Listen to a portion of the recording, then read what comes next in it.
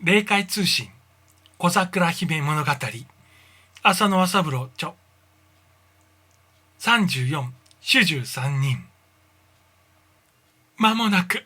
夫の姿がスーッと波打ち際に現れました。服装その他は相変わらずでございますが、しばらく見ぬ間にいくらか修行が積んだのか、どことなく身に感銘がついておりました。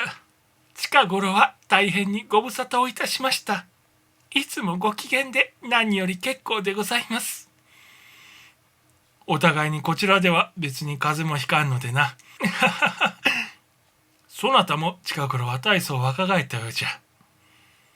二三問答を交わしているうちに、カズマのじいやもそこへ現れ、私の夫と久しぶりの対面を遂げました。その時のじいやの喜びはまた格別。お二人でこうしてお揃いのところを見ると、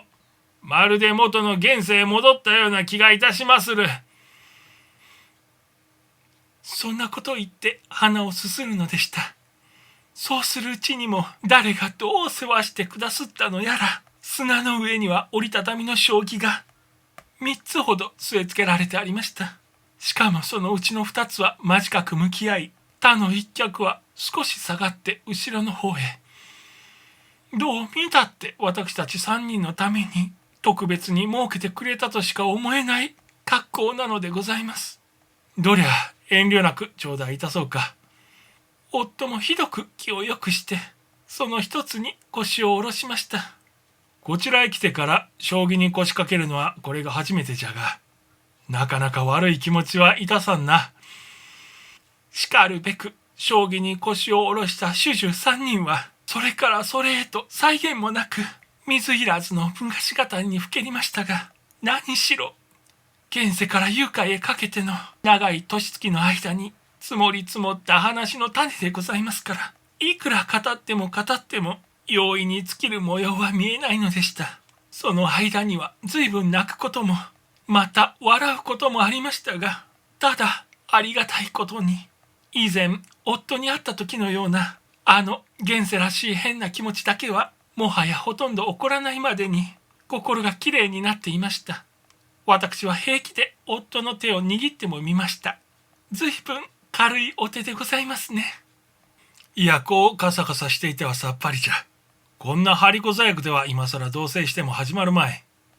私たち夫婦の間にはそんな冗談が口をついて出るところまであっさりした気分が湧いていました。じいやの方では一層枯れきったもので、ただもう嬉しくてたまらぬといった面持ちで、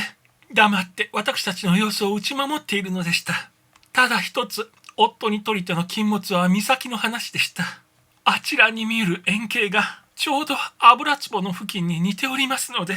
うっかり話が老女時代のことに向かいますと、夫の様子が急に沈んで、さも悔しいといったような表情を浮かべるのでした。これはいけない。私は急いで話を他にそらしたことでございました。困ったのは、この時夫もじいやもなかなか帰ろうとしないことで、現世で言うなら2人が2、3日私の修行場に滞在するようなことになりました。もっとも、それはただ気持ちだけの話でございます。こちらには昼も夜もないのですから、現世のようにとても幾日とはっきり数えるわけにはいかないのでございます。その辺がどうも話が大変にしにくい点でございまして、海の修行場の話はこれで切り上げますが、とにかくこの修行場は私にとりて最後の仕上げの場所で、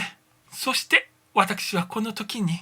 神様から修行終了の仰せをいただいたのでございます。同時に現世の方ではすでに私のために